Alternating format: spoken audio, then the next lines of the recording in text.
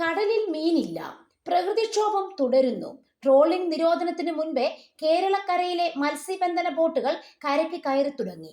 June 9 അർദ്ധരാത്രി മുതൽ 52 ദിവസമാണ് ഇത്തവണ നിരോധനം. തോപ്പുംപടി ഹാർബറിലെ 75 പേഴ്സീൻ ബോട്ടുകളിൽ പകുതിയും 80 ട്രോളിംഗ് ബോട്ടുകളിൽ 50 കരകയറ്റൽ തുടങ്ങി. ഒരു വർഷമായി ബോട്ടുകൾക്ക് കഷ്ടകാലമാണ്. പൊതുവെ മത്സ്യം കുറവാണ് കിട്ടുന്നത്. പലപ്പോഴും ഡീസൽ ചെലവിനുള്ള മത്സ്യം പോലും കിട്ടുന്നില്ല.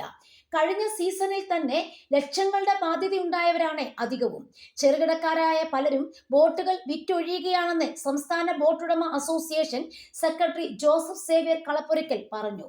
പൊളിക്കാൻ കൊടുക്കുന്നവർ പോലുമുണ്ട്. പൊളിക്കാൻ കൊടുത്താൽ 10 ലക്ഷം രൂപ വരെ ഒരു ബോട്ടിന് ലഭിക്കും. കൊല്ലത്തെ കച്ചവടക്കാരാണ് ഇവ വാങ്ങുന്നത്. അനുബന്ധ വ്യവസായങ്ങളും ഭീഷണിയിലാണ്. ഹാർബറുമായി ബന്ധപ്പെട്ട അനുബന്ധ തൊഴിലാളികളും ദുരിതത്തിലാണ്. ഐസ്ലാൻഡ് തരകന്മാർ, പമ്പ് മേഖല, വല വിൽപ്പനക്കാർ തുടങ്ങി നിരവധി പേരും പ്രതിസന്ധിയിലാണ്. മീൻ ലഭ്യത കുറഞ്ഞു.